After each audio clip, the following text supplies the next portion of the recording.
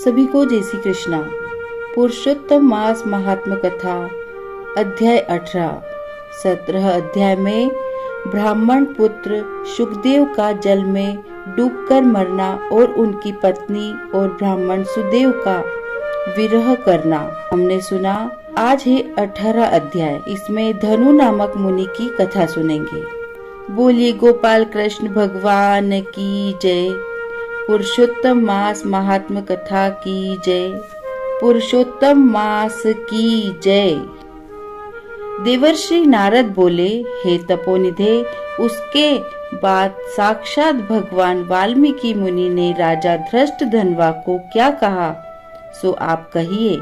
श्री नारायण बोले, वह राजश्री धृष्टद्युम्न अपने पूर्व जन्म का वृतांत सुनकर आश्चर्य करता हुआ मुनि श्रेष्ठ वाल्मीकि मुनि से पूछता है। धृष्टद्युम्न बोला, हे ब्राह्मण, आपके नवीन नवीन सुंदर अमृत के समान वचनों को बारंबार पान कर भी मैं तृप्त नहीं हुआ, इसलिए पुनः उसके बाद का वृतांत कहिए।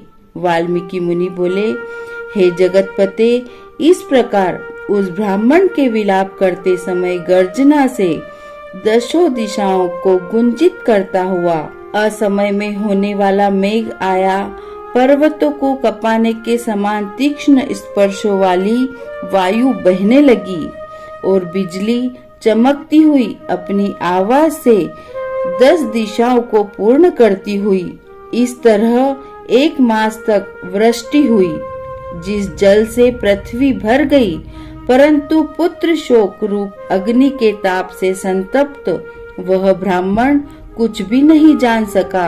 न तो जल पान किया, न भोजन ही किया।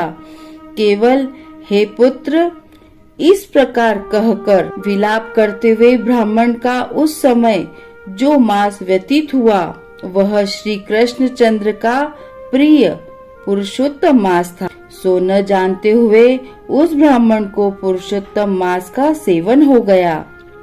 उस पुरुषोत्तम मास के सेवन से अत्यंत प्रसन्न नूतन मेघ के समान श्याम वर्ण वनमाला से भूषित श्री हरि भगवान स्वयं प्रकट हुए। जगत के नाथ हरि भगवान के प्रकट होने पर मेघ समूह गायब हो गया। उस ब्राह्मण ने पुरुषोत्तम श्री कृष्ण चंद्र को देखा। दर्शन होने के साथ ही गोद में लिए हुए पुत्र के शरीर को जमीन पर रखकर स्त्री सहित ब्राह्मण श्री कृष्ण भगवान को दंडवत नमस्कार करता हुआ हाथ जोड़कर श्री कृष्ण भगवान के सामने खड़ा होकर श्री कृष्ण भगवान ही हमारे रक्षक हो ऐसा विचार करता हुआ भगवान भी पुरुषोत्तम की सेवा से प्रसन्न हो अमृत की वृष्टि करने वाली अत्यंत मधुर वाणी से बोले, सुदेव, तुम धन्य हो। इस समय तुम्हारे भाग्य के वर्णन करने में त्रैलोक्य में कौन समर्थ है। हे वत्स, हे तपोधन, जो तुम्हारा होने वाला है उसको हम कहेंगे, तुम सुनो। हे ब्राह्मण, 12,000 वर्ष की आयु वाला पुत्र तुमको होगा। इसके बाद तुमको पुत्र से होने वाले सुख में संदेह नहीं है। हे द्विजातम, प्रसन्न मन से मैंने यह पुत्र तुमको दिया है। हमारे प्रसाद से होने वाले तुम्हारे पुत्र सुख को देखकर हे द्विजोत्तम, देवता, गंधर्व और मनुष्य लोग पुत्र सुख की इच्छा करने वाले होंगे। इस विषय में तुमसे प्राचीन इतिहास में कहूँगा, जिस इतिहास को पहले मार्कंडेय मुनि ने राजा रघु से कहा था। प्रथम कोई श्रेष्ठ मन वाले धनुर नामक मुनीश्वर लोगों को पुत्र रूप मानसिक चिंता से जले हुए देखकर दुखित हुए और अमर पुत्र की इच्छा करके दारुण तप करने लगे। 1000 वर्ष बीत जाने पर धनुर मुनि से देवता लोग बोले, हे मुनीश्वर, तुम्हारे कठिन तप से हम सब प्रसन्न हैं, इसलिए अपने मन के अनुसार श्रेष्ठ वर को मांगो। श्री भगवान बोले, देवताओं के अमृत तुल्य इस वचन को सुनकर उन तपोधन धनुर नामक मुनि ने बुद्धिमान और अमर पुत्र को मांगा। उस ब्राह्मण से देवताओं ने कहा कि पृथ्वी में ऐसा पुत्र नहीं है।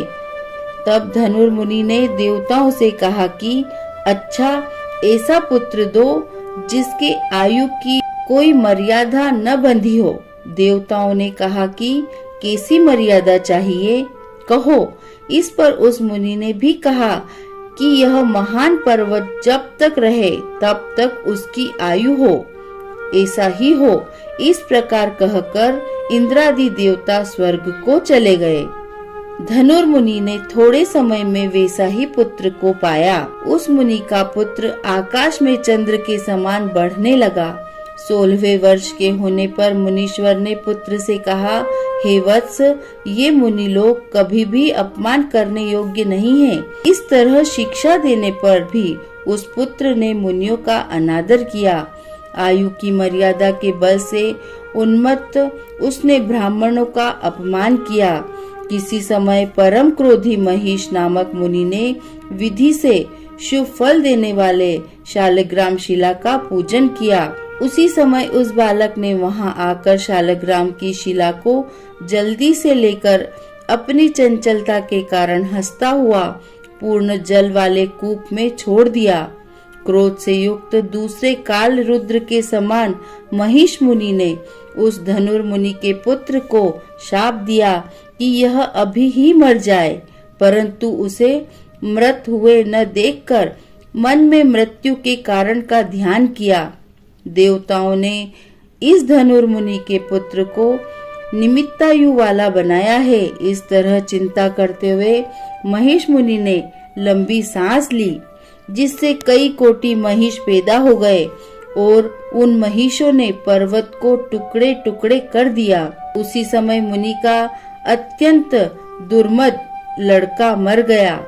धनुर्मुनि ने अत्यंत दुख से बार बार विलाप किया। उसके बाद अनेक प्रकार से विलाप कर पुत्र के शरीर को लेकर पुत्र के दुख से अत्यंत पीड़ित हो चिता की अग्नि में प्रवेश किया। इस प्रकार हठ से पुत्र प्राप्त करने वाले कहीं भी सुख को नहीं पाते हैं। हे तपोधन, गरुड़ जी ने यह जो पुत्र दिया है, इससे संसार में तुम प्रशंसनीय पुत्रवान होंगे। हे अनग, मैंने प्रसन्न होकर पुरुषोत्तम के महात्म से इस पुत्र को चिर स्थायी किया है। यह तुमको सुख देने वाला हो। पुत्र के साथ सर्वदा गृहस्थाश्रम के सुख को भोगने के बाद तुम ब्रह्मलोक को जाओगे। वहाँ उत्तम सुख देवताओं के वर्ष से 1000 वर्ष पर्यंत भोग कर पृथ्वी पर आओगे। हे द्विजोत्तम, यहाँ तुम चक्रवर्ती राजा होंगे। धृष्टधन्वा नाम से प्रसिद्ध तथा सेना सवारी से युक्त हो 10,000 वर्ष पर्यंत पृथ्वी के राजा का सुख भोगोगे। इंद्र के पद से अधिक अखंड बल और ऐश्वर्य होगा। उस समय वह गौतमी स्त्री पटरानी होवेगी, नित्य पति सेवा में तत्पर और गुण सुंदरी नाम वाली होगी। राजनीति विशारद तुमको 4 पुत्र होंगे और सुंदर मुख वाली महाभागा सुशीला नाम की कन्या होगी। हे महाभाग, सुरों और असुरों को दुर्लभ संसार के सुखों को भोग कर तुम संसार रूपी समुद्र के पार करने वाले विष्णु भगवान को जब भूल जाओगे, तब हे विप्र, उस समय वन में यह तुम्हारा पुत्र शुक पक्षी होकर वट वृक्ष के ऊपर बैठकर वैराग्य पैदा करने वाले श्लोक को बार बार पढ़ता हुआ तुमको इस प्रकार बोध कराएगा। पक्षी के वचन को सुनकर दुखित मन होकर घर जाओगे। संसार के विषय सुखों को छोड़कर चिंता रूपी समुद्र में मग्न हो जाओगे। तुमको वाल्मीकि मुनि आकर ज्ञान कराएंगे। उनके वचन से निसंदेह हो शरीर को छोड़कर श्री हरि भगवान के पद को दोनों स्त्री पुरुष तुम जाओगे, जो कि पद आवागमन से रहित कहा गया है। इस प्रकार महाविष्णु के कहने पर वह ब्राह्मण बालक उठ खड़ा हुआ।